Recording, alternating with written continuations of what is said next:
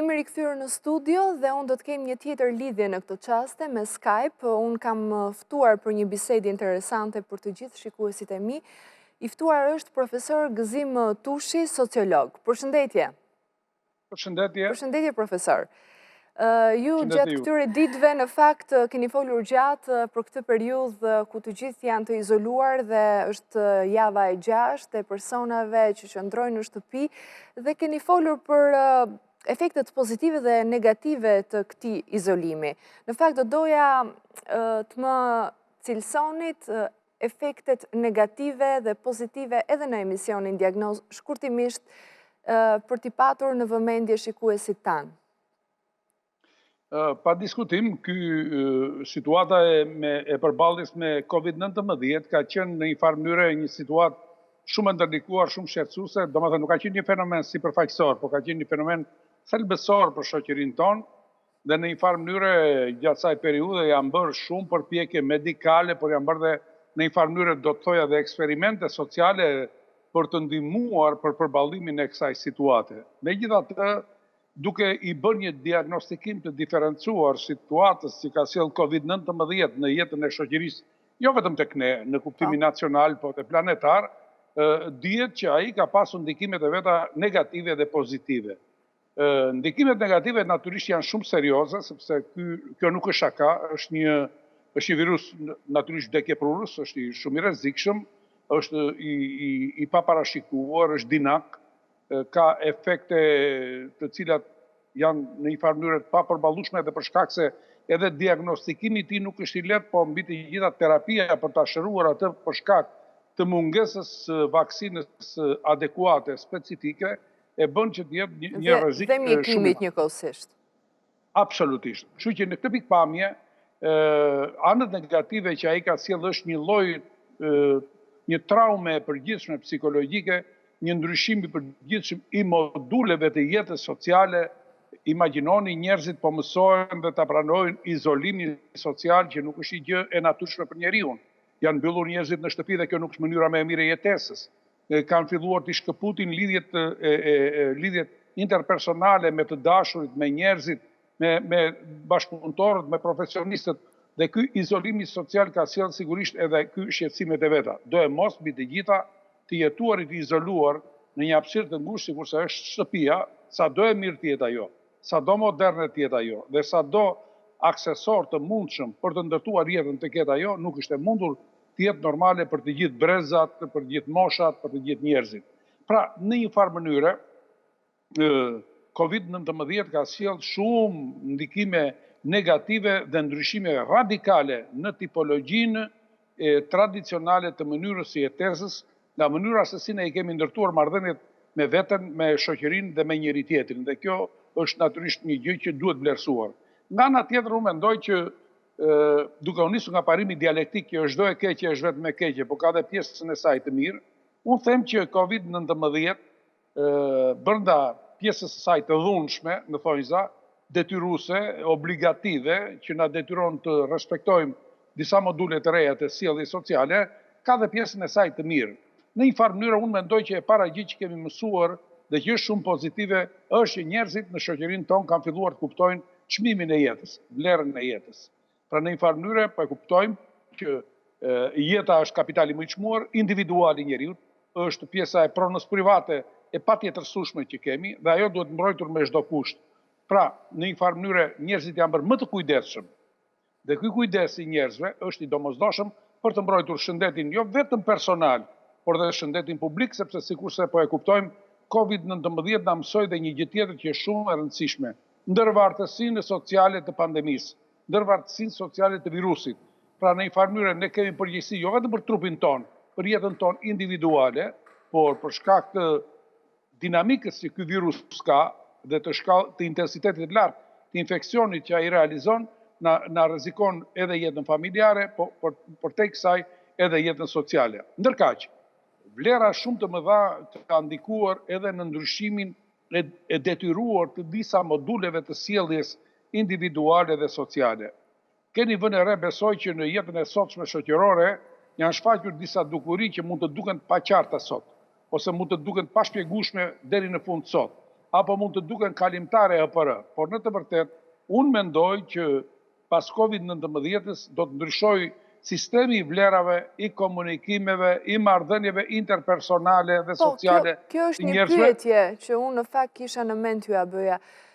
Si do të jetë qasja e njerëzve pas kalimit të COVID-19? Si do të përballohen më pas me njëri tjetrin? Si do të komunikojnë? Si do të takohen? Mendoni se do të ndryshoj? Unë besoj që disa gjëra do të ndryshojnë. Unë nuk mendoj që ndryshimet mund të jenë mekanike, mund të jenë të menjëhershme, adekuate pas kalimit të kësaj situate. Natyrisht në kohën e frikës, të panikut dhe të pasigurive, shumë veprime janë mekanike, janë të detyrueshme. Qoftë lufta për të siguruar hapësirat sociale apo këto distancimin fizik nga njëri tjetri, apo një lloj reduktimi të fortë të ritualeve sociale tradicionale të shoqërisë tonë, të cilat kanë ndryshuar dhe po ndryshojnë këto ditë, që nga ritualet e kënaqësive, të dasmave, të martesave, deri tek ato të ritualet postmortore të vdekjes etj etj. Mirë, po keni parasysh që këto janë rituale të rëndësishme zakonore për një shoqëri. Domethënë, janë piketa të rëndësishme të orientimit social të jetës. Dhe ne nuk mund të i neglizhojmë me një të rënd të lapsit, të mendojmë që ato do të ndryshojnë menjëherë. Por, në emër të parimeve të shëndetit dhe të faktit që COVID-19 na tregoi që jeta nuk është kaq e sigurt dhe që kërkon një reduktim të marrëdhënieve sociale, një reduktim të marrëdhënieve interpersonale, një të kurrje, si të thuash, të këtyre lidhjeve dhe një forcim të njeriut brenda vetes së tij për të garantuar shëndetin e tij, që është mbi të gjitha, do të sjellë ndryshime. Sa do të jenë të qëndrueshme këto ndryshime, nuk është e lehtë ta thuash, sepse natyrisht ne mund të kemi dhe këtë amnezin, mund të kemi këtë harresën, apo mund të kemi recidivizmin që kemi në natyrën e shoqërisë tonë, do më thënë, rikthehemi prapë në kuotat ku kemi qenë, pasi e kalojmë të keqen. Po me gjitha të jam i sigur që diçka do të ndryshoj. Unë mendoj që shumë gjëra do të përmirësohen në kuptimin base mund mos na pëlqejnë që bie fjala të hollohen lidhjet e gjakut, lidhjet e fisit, të miqësisë, të fqinjësisë, lidhjet profesionale apo lidhjet e tjera sociale, për këto janë të domosdoshme, sepse kujdesi për të mbrojtur shëndetin dhe parimet e shëndetit e kërkojnë një ridimensionim të fortë të koncepteve të vjetra, paradigmave të vjetra, arkaike të marrëdhënieve sociale që kemi pasur ne. Sidomos shoqëria jonë që ka qenë tërësisht tradicionale, tërësisht arkaike, e lidhur fort, e bashkuar fort, duke konsideruar lidhjen sociale si vlerën kryesore të jetës shoqërore, kam përshtypjen që do të ndryshojnë. Cila është masa e ndryshimit, kjo është për ta parë, sepse siç u thash, nuk jemi të sigurt se cilat deri në çmas do të ndryshojnë. Por gjërat do të ndryshojnë dhe me siguri jam i bindur që pas këtij COVID-19, pasi të kemi dalë nga pandemia, të gjitha gjërat nuk do të jenë më siç kanë qenë më parë, do të ndryshojnë. Do doja të nënvizoja, profesor, faktin e mësimit online, punës nga shtëpia, një formë tjetër jetese tashmë në shtëpi, këtë distancim social, të gjitha këto elemente, si do të jenë pas kalimit të fazës së COVID-19? Mendoni se do të ndikojnë? Pra shkolla, puna, online, kryesisht, kjo formë e re edhe për fëmijët, edhe për vetë njerëzit që punojnë në shtëpi, si do të jetë më pas? Unë mendoj që ndryshime shumë të rëndësishme kanë për të ndodhur me siguri edhe në situatën dhe në rolet që kanë institucionet bazë të jetës sociale, sikur se janë familja, shkolla, institucionet fetare, institucionet e tjera komunitare, apo ato sociale, medikale, etj. etj. Do me thënë, jemi përballë një revolucioni të vogël të ndryshimit thelbësor të gjërave. Dhe ne duhet ta pranojmë të gjithë dhe duhet përgatitemi për këto ndryshime. Bie fjala, ju e filluat nga ndryshimet që kanë ndodhur në familje në këtë institucion të rëndësishëm të jetës private, por që ka dhe efekte publike, sepse familja është dhe institucion i jetës private, është një kështjellë e jetës private, por është dhe institucion i jetës publike. Sikur se keni parë familja këto ditë, këto 30, 35, 40 ditë që kemi që nga shfaqja e pandemisë në shoqërinë tonë, ka pasuar ndryshime dhe ka luajtur role të reja të panjohura mbase më parë. Është e vërtet që familja shqiptare tradicionale ka qenë një familje me kohezion, një familje me lidhje të forta, lidhje gjaku, lidhjet të tjera që kanë mbajtur këto lidhjet emocionale, por në këto ditë familja, sikurse e keni parë, u kthye në një institucion shumë të rëndësishëm të jetës sociale, jo vetëm private, po dhe të jetës publike, sepse familja, shtëpia, u bë jo vetëm institucion i jetës private, por u bë dhe institucion i rëndësishëm i jetës publike. Një pjesë e njerëzve vazhduan punën duke punuar në shtëpi, telework, do me thënë, njerëz që vazhdonin të realizonin obligimet profesionale dhe përgjegjësitë administrative përmes shtëpisë, përmes kompjuterit, përmes telefonit, përmes celularit, përmes Skype-it, të cilat tregojnë që kjo telework u bë një element i rëndësishëm i cili me sa duket në ardhmen do të ketë një hapësirë më të madhe. Së dyti, një pjesë e madhe e fëmijëve tanë, e nxënësve, që nga shkollat, që nga parauniversitare, të themi deri te gjimnazistët, por dhe universitarët dhe studentët, kanë vazhduar si thua mësimin e tyre nëpërmjet telelearning, një mënyrë, një hapësirë për të vazhduar mësimin në distancë, në mënyrë elektronike, bile duke vënë në diskutim vlerën institucionale të shkollës si institucion.